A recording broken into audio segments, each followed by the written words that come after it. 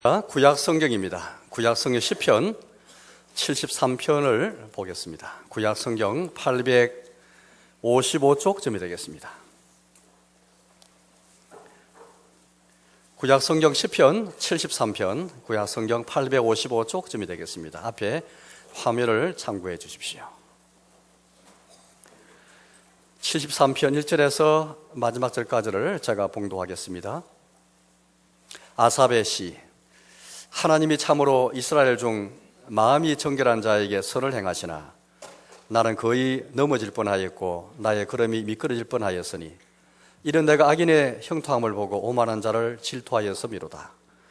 그들은 죽을 때에도 고통이 없고 그 힘이 강건하며 사람들이 당하는 고난이 그들에게는 없고 사람들이 당하는 재앙도 그들에게는 없나니 그러므로 교만이 그들의 목걸이요 강포가 그들의 옷이며 살찜으로 그들의 눈이 솟아나며 그들의 소득은 마음의 소원보다 많으며 그들은 능욕하며 악하게 말하며 높은 데서 거만하게 말하며 그들의 입은 하늘에 두고 그들의 혀는 땅에 두루 다니도다. 그러므로 그의 백성 이리로 돌아와서 잔에 가득한 물을 다 마시며 말하기를 하나님이 어찌알랴 지존자에게 지식이 있어야 하는도다. 볼지어다 이들은 악인들이라도 항상 평안하고 재물은 더욱 불어나도다. 내가 내 마음을 깨끗하게 하며 내 손을 씻어 무죄하다 한 것이 실로 헛되도다. 나는 종일 재난을 당하며 아침마다 징벌을 받았도다. 내가 만일 스스로 이르기를 내가 그들처럼 말하리라 하였더라면 나는 주의 아들들의 세대에 대하여 악행을 행하였으리이다. 내가 어쩌면 이를 알까 하여 생각한 적 그것이 내게 심한 고통이 되었더니 하나님의 성소에 들어갈 때에야 그들의 종말을 내가 깨달았나이다. 주께서 참으로 그들을 미끄러운 곳에 두시며 파멸에 던지시니 그들이 어찌하여 그리 갑자기 황폐되었는가. 놀랄 정도로 그들은 전멸하였나이다. 주여 사람이 깬 후에는 꿈을 무시함같이 주께서 깨신 후에는 그들의 형상을 멸시하시리이다. 내 마음이 산란하며 내 양심이 찔렸나이다. 내가 이같이 우매 무지함으로 주 앞에 짐승이오나 내가 항상 주와 함께하니 주께서 내 오른손을 붙드셨나이다. 주의 교훈으로 나를 인도하시고 후에는 영광으로 나를 영접하시리니 하늘에서는 주 외에 누가 내게 있으리요 땅에서는 주밖에 내가 사모할 리 없나이다. 내 육체와 마음은 쇠약하나 하나님은 내 마음의 반석이시요 영원한 분깃이시라. 무릇 주를 멀리한 자는 망하리니 음녀같이 주를 떠난 자를 주께서 다 멸하셨나이다. 하나님께 가까이 함이 내게 복이라. 내가 주 여호와를 나의 피난처로 삼아 주의 모든 행적을 전파하리이다. 아멘. 자, 오늘 특히 26절 말씀을 가지고 여러분께 하나님 말씀 전하겠는데요. 26절을 제가 다시 읽어보겠습니다. 26절입니다. 내 육체와 마음은 쇠약하나 하나님은 내 마음의 반석이시요 영원한 분깃이시라. 아멘. 아침부터 제가 이 죄송한 질문을 던져서 죄송합니다. 혹시 여러분들 육체의 쇠약을 나이가 드시면서는 아마 경험 많이 그렇게 하고 있으리라 생각됩니다. 앉아 계신 연세 많으신 분들은 아마 더 경험 그렇게 절실하게 경험할 것입니다. 청년 때에는 젊었을 때는 뭐든지 다 할 것처럼 생각들었는데 나이 들면서 눈도 침침해 잘 보이지 않고 다리도 그렇게 이제 튼튼히 못돼서 멀리도 못 가고 이제 속도 이제 탈이 나고 위도 장도 탈이 나고 귀도 잘 들리지 않고 뭐 육체가 쇠약이 무엇인지 나이 드는 것이 무엇인지 그래 다 그렇게 체험하시라 생각됩니다. 그러나 여러분 저는 이 육체가 쇠약하는 것이 꼭 나이가 들었으면 노쇠해야만 그렇게 되는 것은 아닌 것 같습니다. 인생의 황금기에 있을 때라도 갑작스러운 그런 충격 때문에 예기처럼 사고 때문에 혹은 갑자기 찾아온 질병 때문에 하루아침에 갑자기 몸이 그렇게 쇠약해지는 경우를 많이 경험하게 됩니다. 나이가 어리든 학생이든 청년이든 간에 장년이든 상관없이 꼭 노인이 아니라 할지라도 육체의 쇠약 그것들은 불쑥 찾아올 때가 있는 것이죠. 아니면 우리 주변에 우리 가족들이나 우리 주변의 친구들이나 우리 주변의 많은 분들 가운데서 그런 육체 쇠약을 경험한 분들이 많이 그렇게 있을 것입니다. 간접적으로 경험한 분들이 많이 계실 것입니다. 그때는 그분들 어떻다는 것을 한번 생각해 보시죠. 육체의 쇠약한 것이 무엇인가? 그게 과연 무엇인가 한번 생각해 보시기 바랍니다. 육체의 쇠약뿐만 아니죠. 마음이 쇠약할 때가 있는 것입니다. 마음이 쇠약한 것을 경험해 보신 적이 있는지 모르겠습니다. 꼭 육체가 그렇게 강건하다 할지라도, 인생의 황금기에 있다 할지라도 내 힘은 여전히 강건한데 마음이 쇠약할 때가 있는 것이죠. 또 갑자기 육체가 쇠약해지면 마음도 쇠약해지게 되어 있습니다.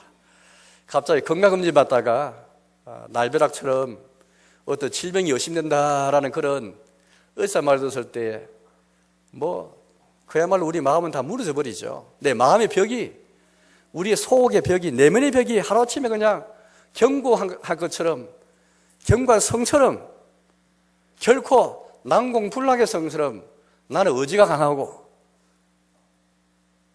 나는 용감하고, 나는 성격이 강하기 때문에 결코 내가 마음이 약해지지 않는다라고 생각했는데, 하루아침에 건강검진 검사하다가 날벼락 소식 들었을 때 우리 마음이 다 무너지는 경험, 그때 기도가 잘 안 나오죠. 마음 평안이 사라지고 맙니다. 온갖 생각이 다 그냥 한순간, 그 순간에 많은 생각들이 한꺼번에 찾아올 것입니다. 이런 육체의 쇠약, 마음의 쇠약 경험한 적이 있는가? 없다 할지라도 그때를 우리가 준비해야 됩니다. 나는 나이가 젊으니까 나에게 절대 그런 일이 없을 것이다. 나이는 들어도 마음의 쇠약은 없을 것이다. 그렇지 않습니다. 하루아침에 마음의 쇠약이 찾아올 때가 있는 것입니다. 혹시 이 육체의 쇠약과 마음의 쇠약 경험하신 분들 가운데서 그때 여러분들 우리 마음에 남는 게 뭐가 있던가요? 혹시 내가 투병할 때에 나이가 들어가면 점점 죽음의 그림자가 내게 찾아온다 생각할 때에 과연 나에게 남는 게 뭐가 있던가요? 과거에 내가 자신만만히 살아왔던 인생의 의지력, 우리가 신자라면 강한 믿음, 기도, 내가 직분자이기 때문에 그 직분자로서 소명의식 가지고 살아왔던 충성심, 봉사하는 마음, 그게 살아있던가요? 마음이 쇠약해질 때에 그 모든 평안과 기도와 나의 과거가, 내 인생 경험이, 인생에 아무리 경험 안 해도 날벼락처럼 한꺼번에 어떤 사고로 충격을 받았을 때, 혹은 질병이 찾아왔을 때에 그게 과거가 나의 지식이, 내가 지금 쌓아왔던 지식들, 내 경험한 경험들이 그것이 나를 지지해 주던가요? 그렇지 못할 때가 참 많이 있는 것 같습니다. 우리는 육체의 쇠약과 마음의 쇠약이 지금 없다 할지라도 그 때를 준비해야 됩니다. 심지어 우리는 육체의 쇠약의 그 마지막, 혹은 마음의 쇠약의 마지막인 죽음조차도 준비할 수 있어야 됩니다. 저는 오늘 정말 아침에 제가 죄송한 말씀입니다만은, 왜냐하면 우리는 이 죽음이라는 것을 피할 수 없고, 혹 우리 가족 가운데서 우리는 많은 분들의 임종을 지켜보기도 했고, 우리 가족 가운데 그런 분들이 혹 있을지도 모르겠습니다. 미국의 어떤 통계를 보니까 의사와 간호사들이 자기 육체의 쇠약의 때, 마음의 쇠약의 때를 잘 모르고 또 죽음의 때에 대해 생각해보지 않은 사람이 임종 직전에는 환자를 돌보는데 문제 해결보다는 문제를 많이 익힌다는 통계를 본 적이 있습니다. 자기는 절대 쇠약하지 않을 것이다. 난 절대 죽지 않을 것을 생각하고 쇠약하는 것은 없을 것이다. 라고 생각하는 사람이 마음도 쇠약하고 육체도 쇠약하고 지금 죽음의 터널 앞에 지나가는 그런 사람이, 환자가 있는데 그 의사, 간호사가 그런 사람을 잘 도와줄 수 있겠습니까? 도와줄 수가 없습니다. 동행할 수가 없을 거예요. 우리 가족은 그런 의사와 간호사에게 환자를 맡겼는데 자기의 그 때를 전혀 간접적으로라도 경험하지 못하고 생각해 본 적 없는 사람이 우리가 맡긴 우리의 가족을 잘 도울 수 있겠습니까? 이해심이 없을 것입니다. 동정을 하지 못하고 그저 야단만 치고 왜 이렇게 마음이 약해지냐고, 당신이 과거에 권사라면서, 다른 교회나 장로님이라면서, 목사님이라면서 왜 이렇게 신앙도 없고 기도도 안 하고 평안도 사라지고 왜 이래 되냐고 질책을 했을지 모르겠습니다. 그건 의사 간호사만이 아니고 우리 역시 마찬가지 같습니다. 내 자신이 육체의 쇠약일 때와 마음의 쇠약들을 혹 경험하지 못했다 할지라도 간접적으로나마 우리가 그걸 무엇인지 이해하고 그것들을 내가 준비하지 못한다면, 심지어 나의 죽음도 한순간에 닥칠지도 모른다는 생각 가지고 준비하지 못하면은 옆에서 육체의 쇠약 때문에 힘들어하고 마음의 쇠약 때문에 고통하는 그런 사람, 죽음과 사투를 벌이는 그런 우리의 가족을 절대 이해할 수가 없습니다. 동조할 수가 없는 것이죠. 육체의 쇠약이 찾아오면 어느 순간에 교통사고로 그렇게 입원했다 칩시다, 여러분들. 그것도 중한 그런 참 치료를 받은 그런 지인과 갖다 칩시다. 예, 그분의 삶이 존재라는 것이 흔들리고 말 것입니다. 진짜 죽음이 다가온다 생각하면은 말할 수 없는 거기에 과거의 경험이, 과거의 지식이 내가 직분자인 것이 생각이 나겠습니까? 육체의 생각도 힘든데 마음이 생각은 힘듭니다. 이 마음이 생각하면서 내 안에 있는 모든 이 경관성이 다 무너져 마는 것인데요. 나는 그래도 뭔가 참 어지러 가지고 참 그렇게 강하게 살아왔다, 용감하게 살아왔다, 앞만 보고 살아왔다 해도 마음의 생각이 빠져버리면 한순간에 다 무너져 마는 것입니다. 저들은 이제 아마 이렇게 경험을 해보셨으면 저희도 이제 교육자로서 이런저런 이제 아픈 환자들을 우리가 이제 방문할 때가 있습니다. 공통적으로 느끼는 것은 육체의 생각하고 마음이 생각하면은 이 마음이 생각하는 것을 뭔지 저는 다 깨달을 때가 참 많습니다. 마음이 생각해지면 이전에 가졌던 너그러운 마음, 그렇게 인정하는 그분이 짜증을 내고 조바심을 내고 참지 못하고 화를 자주 내고 그런 걸 많이 보게 됩니다. 이게 마음의 쇠약입니다. 거기에 기도가 할 틈이 있고 또 거기에 여러분들 사랑할 틈이 있고 남을 관조하고 용서할 틈이 있겠습니까? 마음이 쇠약해지면 다 무너져버리기 때문에 남는 게 없습니다. 경험해 보신 분들은 육체가 쇠약하고 마음이 쇠약할 때 남는 게 여러분들 뭐가 있던가요? 물론 경우경우 다 다를 수 있고 조금 정도 차이 있겠습니다. 그러나 극단의 순간 앞에 서면은 다 사라지고 마는 것입니다. 우리가 그걸 우스갯말로 하잖아요. 나이 들면 다 평균화 된다는 걸 우리가 우스갯소리 하지 않습니다. 나이가 들면 지식도 미모도 모든 경험도 다 비슷해진다. 여러분, 사람 인생의 극단적인 그런 고목에 다다르면은 마음이 쇠약해지면은 다 같아지는 것입니다. 그게 신자도 예외가 아닙니다. 기독교인도 예외가 아닙니다. 신앙을 할 때에서 초인이 아니기 때문입니다. 목사라 해서 초인이 아니기 때문입니다. 이거 목사님 다를 것이다. 목사도 사람인데요. 장로님도 마찬가지입니다. 권사님 마찬가지입니다. 권사님이 전에 기도 많이 열심히 하시더니 요한여행 가시더니 그렇게 너그러운 우리 그 권사님이 짜증을 내고 화를 내고 참지 못하고 의사에게 간호사에게 못할 말을 하고 욕설을 하고, 그게 여러분들 혹시 이해가 되십니까? 이해할 수 있어야 됩니다. 누구라도 그런 마음이 쇠하게 이러면은 그럴 수 있기 때문인 것이죠. 마음이 여기 다 무너져 버린 것인데요. 그걸 이해 못하면 아직 우리 준비가 잘 안 된 것입니다. 나도 얼마든지 마음이 쇠약할 때, 육체가 쇠약할 때 내가 아무리 평소에 너그러운 사람이 할지라도, 내가 평소에 사랑이 많고 온유한 사람이 할지라도 그 순간 다가서면은 그분이 상으로, 그분처럼 되고 될 때가 있을 것입니다. 심지어 죽음이 내 앞에 다가왔을 때에 더 그렇게 우리는, 내가 아무리, 여러분, 강함이란 것은, 확실한 것은 사람의 것이 아닙니다. 아무리 평소에 나는 강하다, 나는 확실한 사람이다, 저 사람 절대 무리지 않을 것이다, 의지가 너무 강한 사람이기 때문에, 그렇지 않습니다. 나이가 들고 육체가 쇠약하고 마음이 쇠약하면은 무리지 않는 사람이 아무도 없는 것이기 때문입니다. 이게 인생입니다. 인생은 질그릇과 같은 것입니다. 잘 깨어지기 쉬운 흙으로 빚은 질그릇, 그냥 단단하게 탁김해도 부서질 것 같은 질그릇에 불과한 것이죠. 오늘 성경 보니까 한 인물 나오는데요, 우리 시편 73편을 지은 아삽이라는 그런 사람입니다. 이 아삽이라는 사람 역시 그런 경건한 신자였고, 아마 우리가 추적할 때 그런 하나님의 집에서 그렇게 지내는 제사장인지 레인지 우리가 잘 모르겠습니다. 어쨌든 이 사람이 시험에 들었습니다. 그 역시 마음의 쇠약을 경험하는 가운데 있습니다. 그가 당하는 마음의 쇠약을 보니까 심히 고통이 있었고, 마음에 질투가 있었고, 질시가 있었고, 그 2절 말씀 보니까 이런 표현이 나오는데요, 2절을 읽어보겠습니다. 나는 거의 넘어질 뻔하였고 나의 걸음이 미끄러질 뻔하였으니. 넘어질 뻔하고, 과거 우리 개혁 성경은 실족할 뻔하였다 그렇게 말합니다. 실족하다, 가다가 잘 걸어가야 되는데 그만 돌뿌리에 걸려서 넘어지고 만 것입니다. 저 사람 절대 신앙생활에서 안 넘어진다 생각하는데 한순간 탁 넘어지고 마는 겁니다. 미끄러지고 넘어질 뻔하고. 이 넘어질 뻔했다, 미끄러질 뻔했다는 것은 거의 넘어진 것이랑 마찬가지죠. 거의 미끄러진 것이랑 마찬가지인 것입니다. 이 육체의 쇠약과 마음의 쇠약이 있을 때 이 아삽은 지금 마음의 쇠약을 경험한 중인데 그가 지금 실족까지 지금 나아간 정도까지 이르는 것입니다. 그 원인은 무엇일까? 그 원인은요, 다름 아니라 악인들이 더 형통한 겁니다.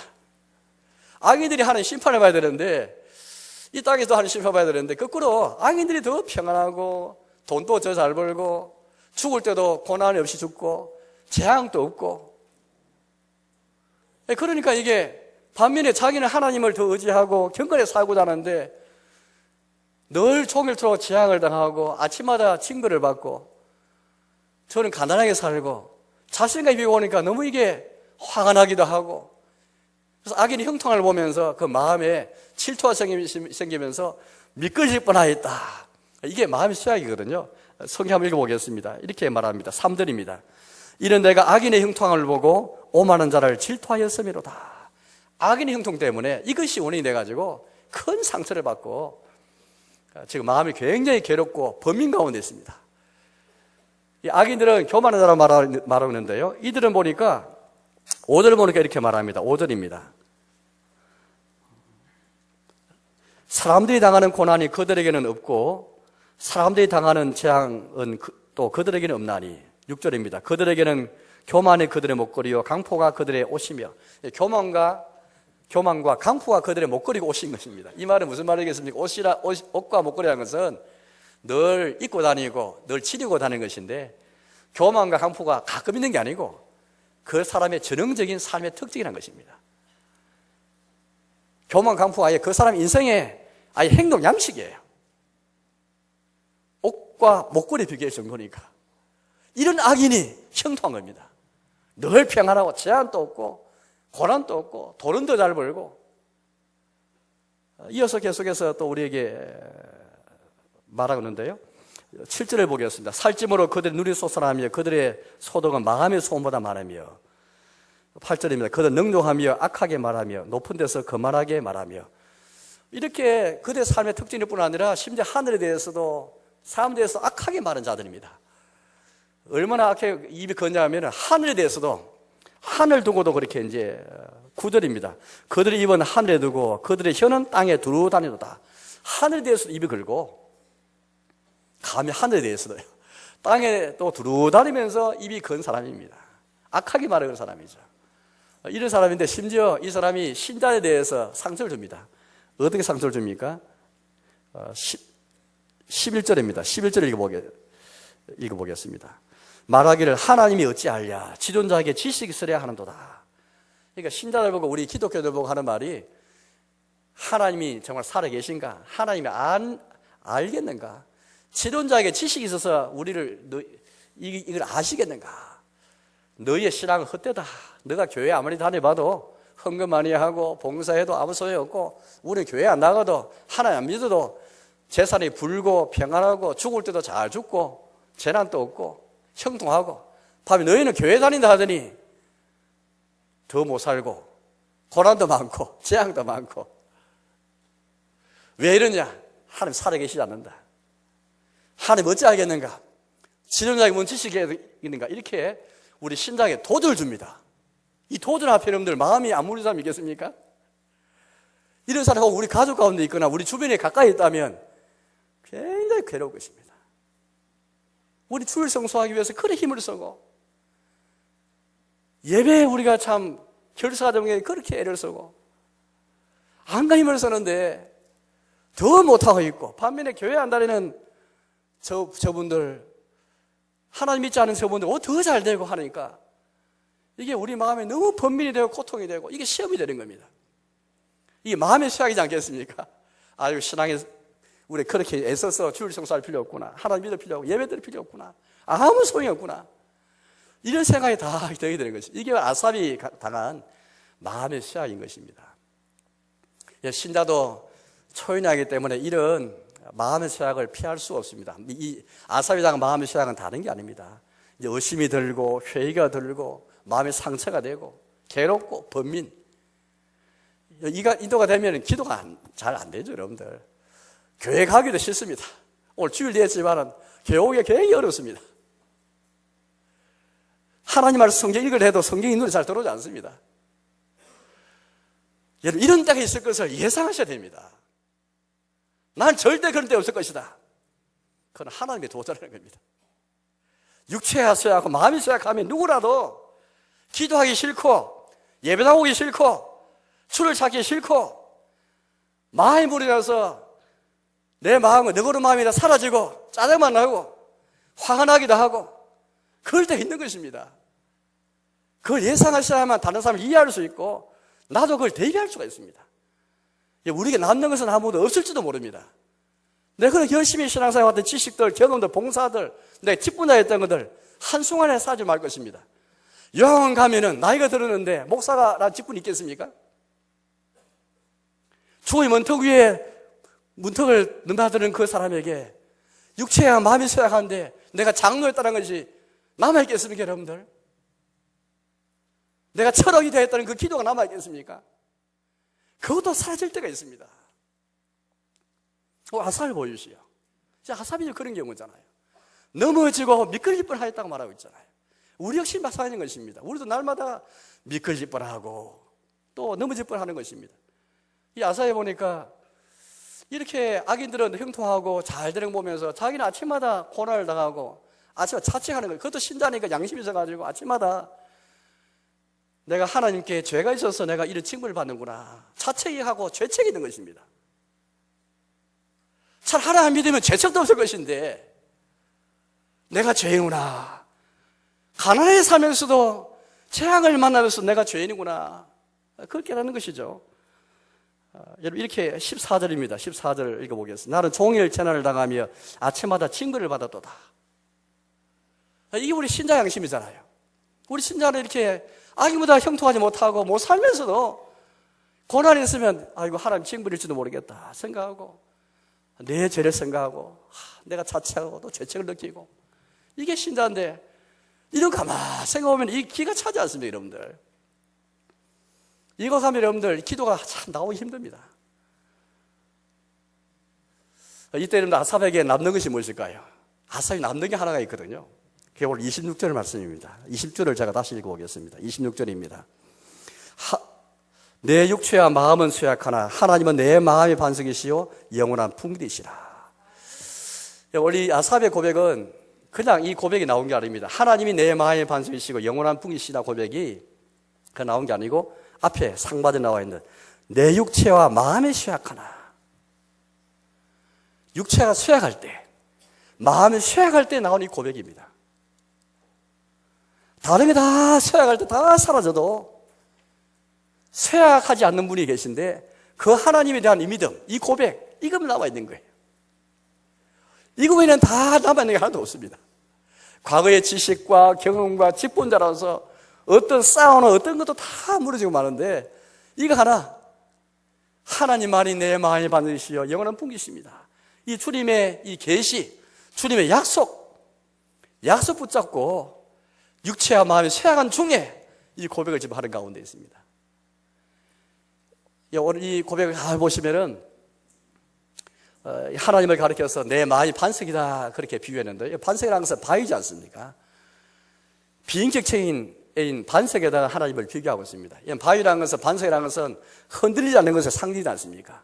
뭔가 보장과 안전의 상징이 반석이고 바위인데요, 하나님께서 내 마음이 반석, 내 인생이 존재가 흔들리고 내 마음조차 흔들리는 이때에 흔들리는 하나의 대상, 모든 점에서 모든 것이 다 흔들리고 쇠약해도 흔들리지 않고 쇠약하지 않고 쇠들하지 않는 한 분이 계신데, 내 지식도 흔들리고 내 경험도 흔들리고 내 기도도 흔들리고 내가 직분자 된 것, 내가 신자 된 것도 흔들리지만은 딱 하나 흔들리지 않고 경광이 있는 것, 바로 반석과 같은 하나님이시다. 하나님만이 내 마음의 반석이시고 영원한 풍기시다. 그런 고백이 나오게 되는 것입니다. 풍기시라는 말은 기업이라는 말인데요, 가나안 땅에서 하나님께서 12지파들에게 각각 제 몫을 기업과 풍깃을 나누셨지 않습니까? 그런데 너희 집만큼은 땅을 풍요를 받지 못했습니다. 그때 하나님께서 너희 집에게 말씀하시기를 내가 너희의 기업이다. 내가 너희의 풍깃이다. 다른 집안은 다 땅을 기업으로 받았지만은 내가 너희의 기업이고 내가 너희의 풍깃이다. 그렇게 하나님 약속해 주셨습니다. 그게 무슨 말일까요? 이 말은 내가 너희의 풍깃이라는 말은 나의 사랑과 나의 인자와 나의 긍휼이 나의 성실함이 너희의 재산이고 너희의 기업이고 너희의 풍깃이다. 그런 말이지 않습니까? 오늘 이 순서를 잘 보시면 오늘 여기 20절 말씀 읽겠습니다만은 우리말에는 하나님은 먼저 나오고요. 그 다음에 하나님은 내 마음이 반드시요 여러 문이 되어 있는데 여기 원래 원문에는 여기 순서가 거꾸로 되어 있습니다. 우리 한글은 내 마음은 먼저 하고 그 다음에 내 마음이 반석이시요 영원한 풍기시다 되는데요. 원래 원문에는 내 마음의 반석과 영원한 풍기신 하나님이십니다. 이렇게 나와 있습니다. 그게 뭐 그거지라고 생각할지 모르겠는데요. 그러나 좀 뉘앙스가 있습니다. 예컨대 여러분들 당신은 내 희망입니다 라고 말하는 거하고 당신이 먼저 나오고 당신은 내 희망입니다 말하는 거하고 내 희망은 당신이다 라고 말하는 것은 좀 차이가 있습니다. 저기 후자를 보면요, 내 희망은 당신입니다는 말은 무슨 말이겠습니까? 내 희망은 당신께 있습니다, 당신에게 있습니다는 말인데 이 말은 내 희망은 당신 말고는 없습니다 이 말이잖아요. 오늘 아삽의 고백은 그런 고백입니다. 그래서 이 순서가 중요한데 이 순서를 우리 한글 예역에서는 잘 살지 못했는데요, 이 정한 순서를 바꾸자면 이렇습니다. 내 마음의 반석과 영원한 분깃은 하나님이십니다. 즉 주님밖에 없다는 말입니다. 이 고백은 위에 나오는 고백과 비슷한 그런 고백이 나와 있는데요, 25절을 제가 읽어보겠습니다. 25절입니다. 하늘에서는 주 외에 누가 내게 있으리요 땅에서는 주밖에 내가 사모할 리 없나이다.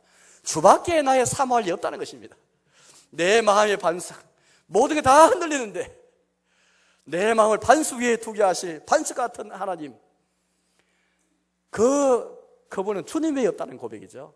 나의 영원한 풍요는 내 가족도 아니고 내 재산도 아니고 내 경험도 아니고 내 자녀도 아니고 하나님의 사랑만이 내 재산이고 주의 인자심만이, 하나님의 성실하심만이 내 기업이고 내 풍요입니다.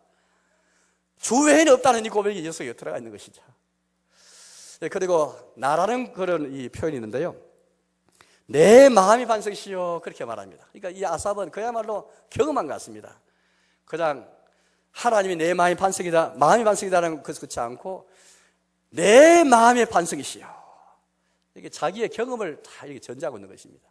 여러분 육체와 마음이 쇠약할 때에 내 마음의 반석과 영원한 무기선 주님이 없다는 것을 믿고 이걸 붙잡으시기 바랍니다. 이외에는 다 사라지고 없습니다. 하나님의 약속의 말씀, 이 주님의 계시의 말씀이잖아요.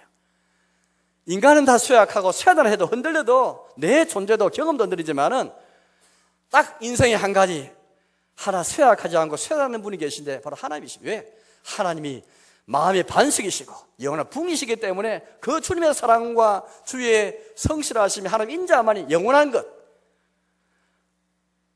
세상의 영원한 것은 주님의 영원한 사랑, 주님의 그 진실하심과 주님의 그 인자하심만이 영원하지 다른 건 다 사라지고 마는 것입니다. 우리의 경험도 지식도 나의 기도도 사라지지 모릅니다. 내 마음의 평안함도 다 사라지고 마는 것입니다. 그래서 사라지라는 게 있는데 영원한 주님의 인자, 우리를 향한 주님의 사랑, 그거 사라지는 것이죠. 그 아삽이 그걸 붙잡고 있습니다. 육체와 마음이 쇠약할 때에 하나님의 그 약속, 내가 너의 영원한 풍시 될 것이다, 내가 너의 반석이 될 것이다, 약속 붙잡고 거기에 대해서 응답하고 화답하는 것이죠. 그렇습니다. 주님, 내 마음의 반석과 영원한 풍기에서 주님 외에 없습니다. 땅에서는 주 외에 내가 사모할 자가 없습니다. 이 고백을 지금 하고 있는 것입니다. 그런데 이 고백조차도 아삽에는 처음이 없었습니다. 우리가 그런 의문을 들잖아요. 아삽이 도대체 어떻게 인생에 반전이 생겼을까? 아까는 분명히 육체의 마음이 쇠약 가운데서 영 넘어지고 미끌 뻔한 사람인데 어떻게 하루아침에 갑자기 이렇게 됐을까라고 생각할지 모르겠습니다.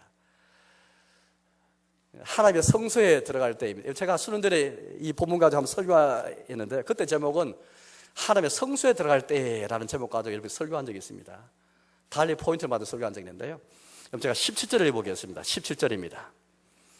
하나님의 성소에 들어갈 때에야 그들의 종말을 내가 깨달았나이다. 아삽에게 큰 전환점, 하나의 인생에 돌이키는 그런 순간이 있었는데 그것은 하나님의 성소에 들어갈 그 순간이었습니다. 그 하나님의 성소에 들어갔어야 그들의 종말, 악인의 종말, 영원히 악인들이 형통할 줄은 보이는데 오히려 경건한 사람은 형통하지 못하고 더 어려운 당을 생겼는데 하나님 성소에 들어가서 무슨 일이 있었습니다. 주의 성소에 들어가서 무슨 일을 경험하고 나서 악인의 종말을 다 깨닫게 된 것입니다. 그것도 뒤에 말씀 보니까 비로소 성소에 들어갔어야 비로소 아삽이 내가 주 앞에 너무 우매무지하였고 내가 짐승이었습니다. 하나님 성소에 들어가기 전에 깨닫기 전인데 깨닫기 전에 다시 못 생각하니까 너무 우매무지하였고 하나님이 내가 참 짐승이었습니다. 짐승은 이성이었고 무지한 그 상징인 짐승이지 않습니까? 그의 자신을 비교하고 있습니다. 여러분 도대체 아삽이 하나님 성소에 가서 뭘 보았었기에 성소에 무슨 인생이었기에 이렇게 변하는 인생이었을까요? 여러분 한번 생각해 보십시오. 구약시대 한번 생각해 보시면서 또 신약시대에 이 하나님의 집에 들어왔을 때 구약시대의 사람들이 주님의 집에 들어갔을 때 그들이 보고 들은 것은 무엇일까요? 하나님의 성소 주님의 집에 그들이 가장 먼저 눈에 띈 것은 동물을 잡아서 죽여서 제사드리는 장면이었을 것입니다. 제사가 이루어진 것이 바로 하나님의 성소가 하는 집입니다. 우리 하나님께서는 범죄한 우리 죄인 인간들을 위해서 제사 제도를 그렇게 허락하시는데요. 아사히 보고서 말하는 그것이었습니다. 동물을 잡아서 죽여서 번제를 통해서 태우고 향기를 내고 이런 제사를 통해서 그는 비로소 하나님이 누구신가 또 자기가 누군지를 그렇게 알게 되었습니다. 아삽에게 당선 자신 누군가를 어떻게 알았을까요? 동물이 죽는 것을 보고 하나님이 거룩한 분으로서 철저하게 죄에 대해서 징벌하시고 징계하시는 분이시구나. 사람이 죄인이구나. 그렇게 깨닫습니다. 동시에 하나님은 비록 어른물이시지만 의의 하나님이시지만 동시에 우리 사람이 거기에서 죽어서 그렇게 죽어 마땅했지만 우리 대신 동물을 대신 잡아서 이 죽이는 제사들을 보면서 하나님은 참 사랑이 많으신 분이시구나. 사람은 죄인이고 우리 하나님은 사랑의 주님이시구나. 이걸 깨닫게 된 것입니다. 이제 오늘 신학시대에 이 시대에 우리가 하나님의 성소 주님의 집에 올라가서 예배 드리는데 우리 예배당 올라가서 주의 집에 올라가서 예배 드릴 때 우리가 무엇을 바라봐야 되겠습니까? 우리 눈에 보이는 것이 많습니다. 그렇지만 눈에 보이지 않은 하나님, 성삼일체 하나님, 성부, 성자, 성령 하나님께 예배 드리는데 특히 우리는 구약시대의 모든 제사 제도와 모든 제물과 제사의 마지막 이것이 겨냥하는 몸에 해당하는 실체에 해당하는 그것이 바로 예수님이지 않습니까? 우리 주님의 십자가거든요. 구약의 모든 제도, 모든 제사, 모든 희생의 마지막 실체와 몸은 나머지는 다 그림자이고 모형들이고 진짜 실체와 몸은 바로 예수님인 것입니다. 왜? 예수님께 자기 몸을 들여서 우리 위해 희생제사로 들으셨잖아요. 자기 자신을 제물로 들으신 분이 예수님이지 않습니까? 우리가 하나님의 집에 와서 예배 드릴 때 우리가 무엇을 바라야 되겠습니까? 바로 그것은 예수님의 십자가입니다. 주님의 십자가가 무엇인지 가만히 생각해 보십시오. 여러분들 예배 드리면서 주님의 십자가 보지 못하면 예배 드릴 가운데 어떻게 우리 하나님 보좌 앞에 나갈 수 있겠습니까? 몸만 앉아있대서 예배 드리는 게 아니고 주님의 십자가를 통과해야만 주님의 보혈을 통과해야만 하나님 보좌 앞에 나아갈 거고 주의 보좌가 은혜의 보좌가 되는 것입니다. 자비의 보좌가 되는 것이거든요. 주님의 십자가 어떤 십자가입니까? 주님의 십자가에 의해서 우리는 하나님이 얼마나 어려운 분이시고 자기 의를 나타내신 어려운 하나님, 공의 하나님을 보게 되는 것이고 동시에 우리가 죄인인 것을 알게 되는 것이고 동시에 하나님께서 자기의 외아들까지 아끼지 않고 십자가에 내어주신 주님이 얼마나 우리를 사랑하시는지 사랑의 주님을 보게 되는 것입니다.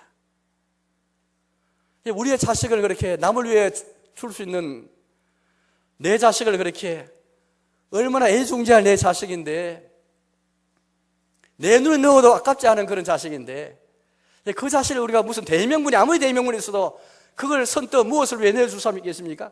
민주주의가 아무리 좋아도 아무리 정의가 좋아도 자식을 내줄 아무도 없을 것입니다. 목숨이 달린 것인데요. 하나님께서는 우리 인간을 얼마나 사랑하셨는지 우리의 구원을 위해서 자기의 독생자 외아들 예수님을 이 땅에 보내주신 것이죠.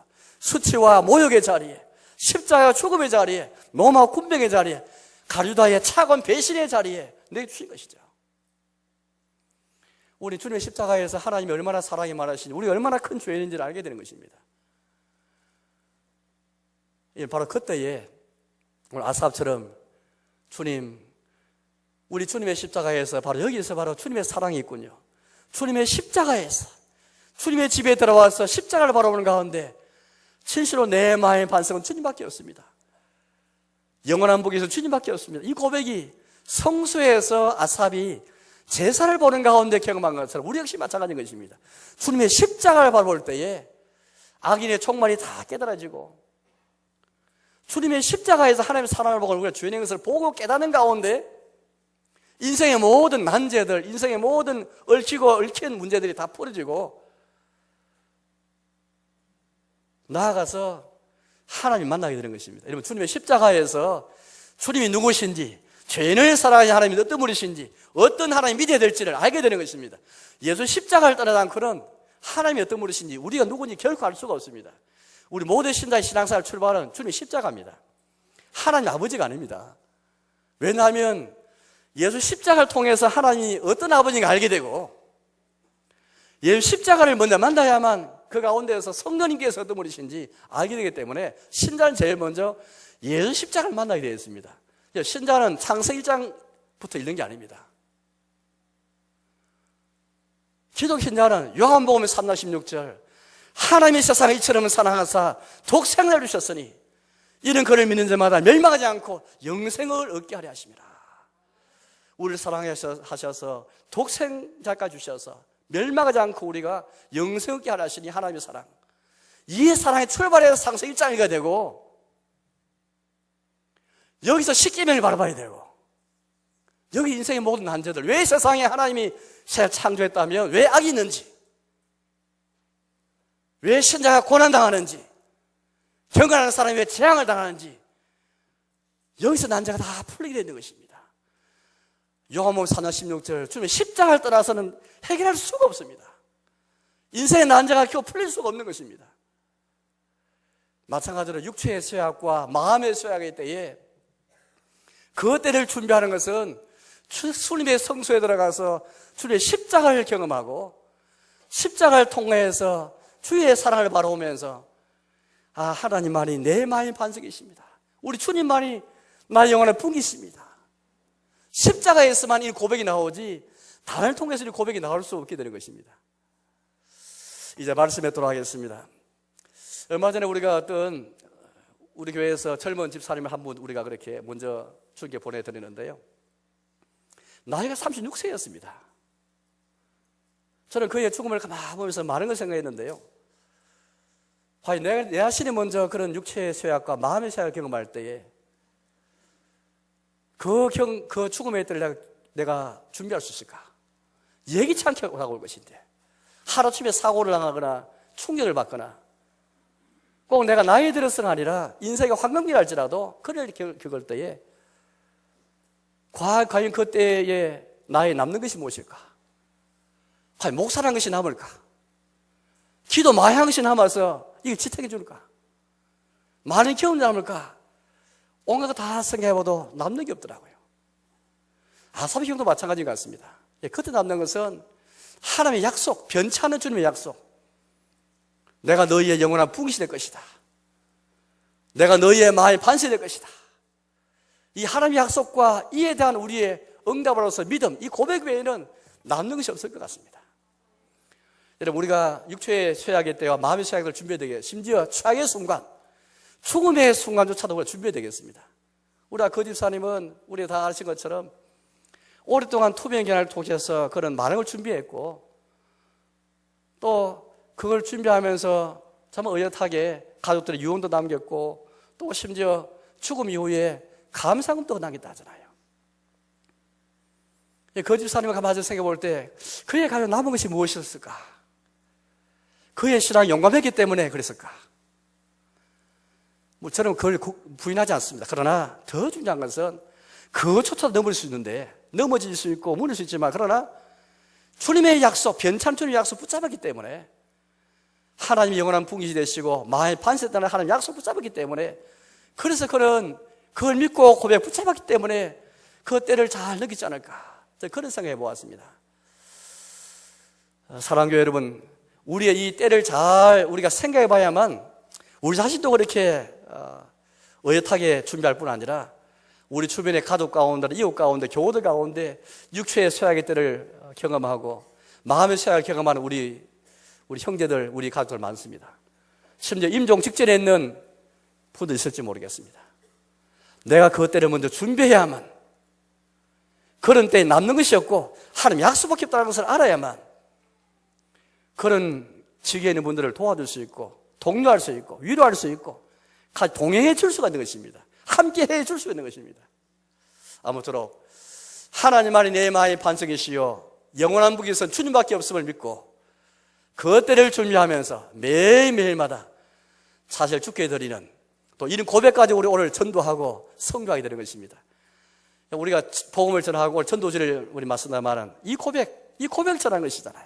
예수님의 십자가 안에서 우리 예수를 통해서 하나님이 우리의 마음의 반석이시고 영광 풍기십니다. 이 고백을 전하는 것인데요, 이 고백 가지고 전도지를 우리 맞으시는 저와 여러분 삶이 되시기를 주님의 이름으로 축복합니다. 함께